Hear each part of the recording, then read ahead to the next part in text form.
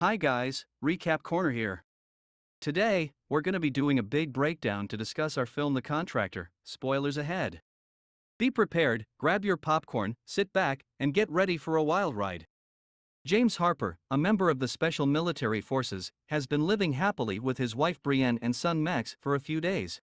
At present, he is staying at home and treating his knee injury, which he sustained while fighting in Afghanistan.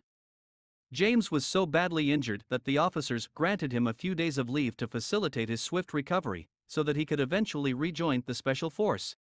After this, the military leader contacted James and requested him to go to the headquarters.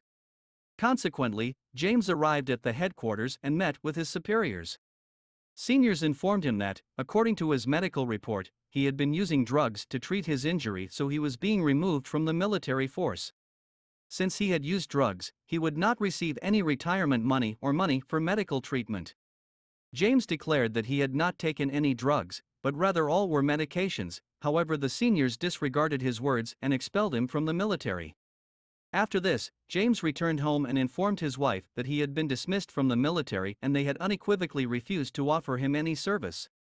Upon hearing this, his wife was taken aback as they had no savings and several bills to pay the following month. James is very distressed about not having a job, but Brienne comforts him and assures him that everything will be alright. As James is working on the roof of his house, Brienne arrives and informs him that Mason had taken his own life the day before. Mason had also been in the military like James, but was dismissed a few months back, and his financial situation was very dire, which eventually led to his suicide. Brienne was very sad here, and she was afraid that James might not do the same. Upon hearing this, James immediately hugged his wife and said, "I will never leave my family." The following day, James attended Mason's funeral, where he encountered a man named Mike. Mike had previously been part of the Special Forces and was James' superior. However, he too had been discharged from the military, just like James. Mike and James had a strong bond of friendship, prompting Mike to extend an invitation for James and his family to join him for dinner at his house. During the meal, they discussed various aspects of their lives. Following dinner, Mike and James found themselves alone in the room, relaxing and watching TV together. Upon hearing Mike's revelation that he worked for a private company that paid him handsomely, James requested his assistance in finding employment within the same company. James was currently without a job, and was in dire need of money as he had several crucial bills to pay in the coming days. Upon learning of James' difficult situation, Mike compassionately agreed to help him out. The following day, Mike introduced James to his boss, Rusty.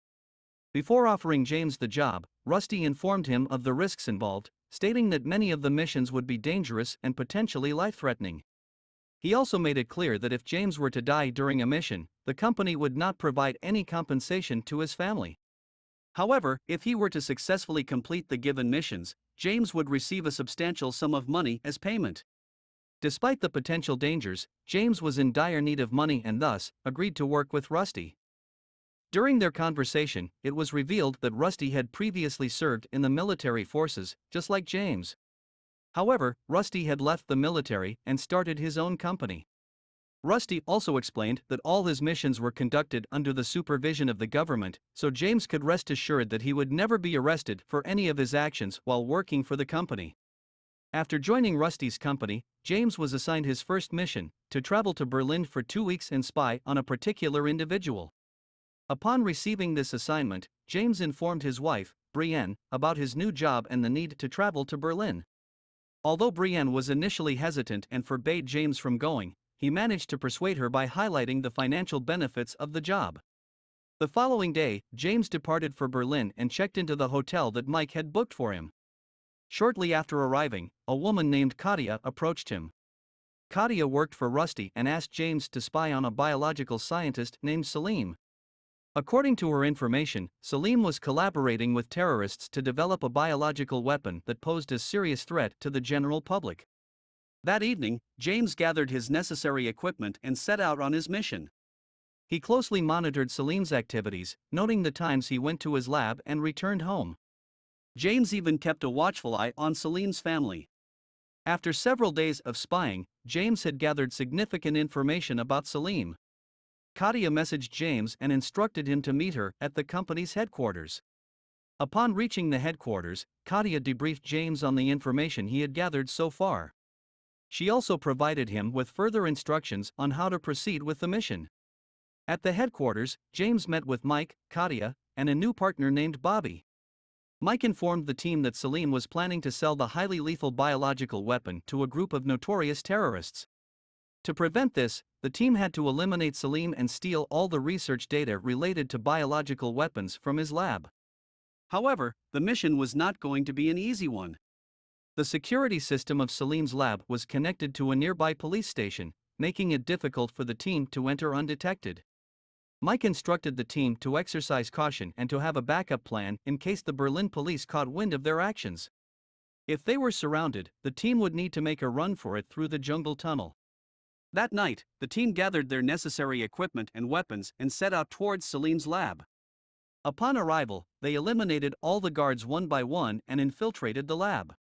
Once inside, they began searching for Salim.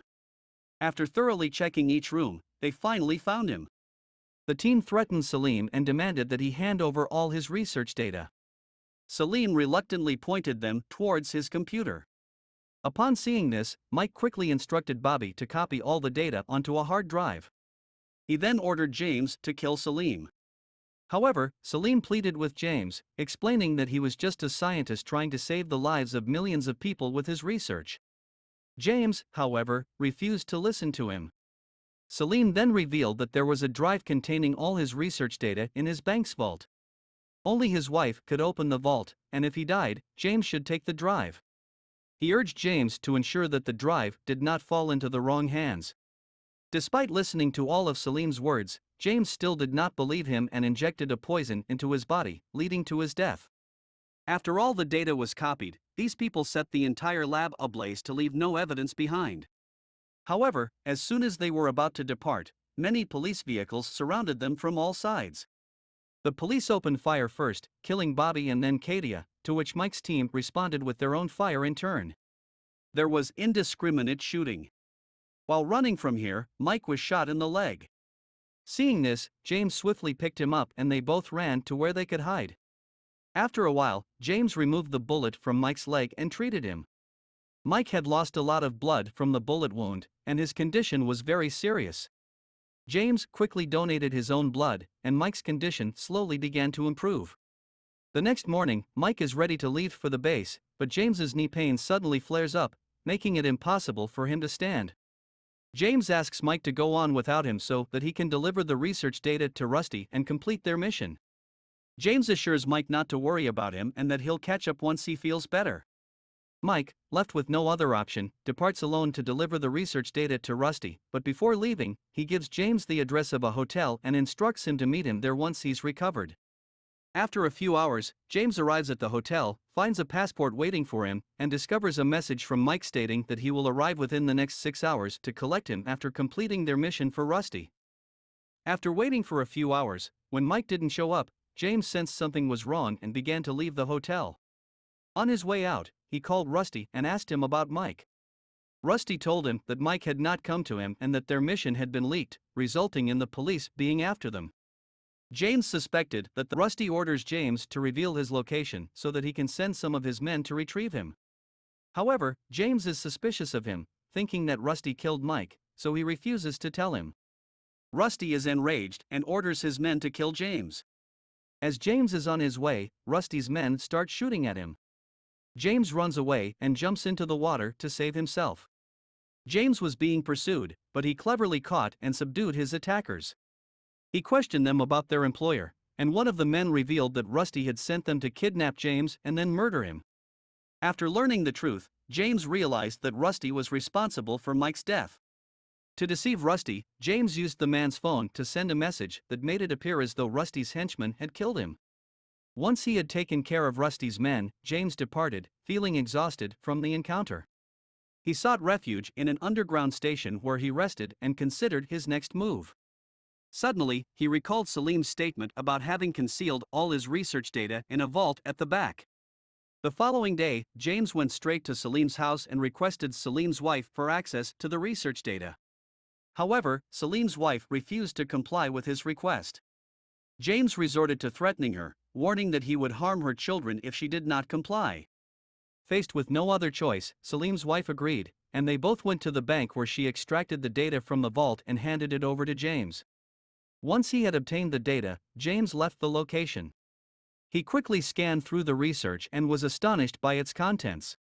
He discovered that Salim was a brilliant scientist who had been working on developing a medicine capable of curing any ailment. Salim's goal was to distribute his medicine to those who were most in need of it, free of charge. However, several large corporations did not want Salim to give away his medicine for free. As a result, they devised a plan to steal his research so that they could utilize Salim's formula to manufacture the medicine and sell it at exorbitant prices. James deduced that Rusty was not a virtuous man as he had prior knowledge of Salim's research and was involved in the plot to steal it. After returning to America, James goes to Mike's house to inform his wife of Mike's death, only to be surprised to find Mike alive. Suspecting Mike and Rusty had conspired to kill him, James secretly follows Mike the next day to find out his true intentions. However, upon realizing someone was following him, Mike turns and points a gun at James. Upon recognizing it was James, Mike lowers his weapon. Upon seeing James, Mike was taken aback as Rusty had informed him that James had perished during their last mission. Mike confessed that he had assumed James was dead and, therefore, had not come to the hotel to retrieve him, choosing instead to return to America alone. James was outraged by this revelation and, in anger, he brandished his firearm at Mike. He demanded to know why Mike had not disclosed Rusty's true nature earlier, stating that he had inadvertently murdered an innocent scientist, Salim, who had good intentions of helping people with his research. Mike attempted to pacify James and warned him against returning home, as Rusty would seek to harm both him and his family. Confused and unsure of what to do next, James was left to ponder his next move. After careful consideration, James devised a plan to eliminate Rusty, believing that it was the only way to permanently rid himself of his tormentor. Despite regretting his inability to assist James thus far, Mike pledged to aid James in his plan to kill Rusty. That evening, Mike drove to Rusty's residence, with James concealed in the car's trunk.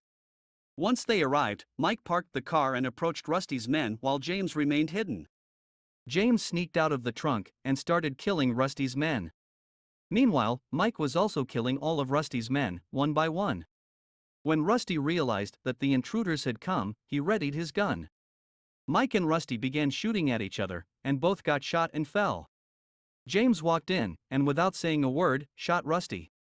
Upon seeing that Mike was critically injured from multiple gunshot wounds, James quickly picked him up and started to take him to the hospital.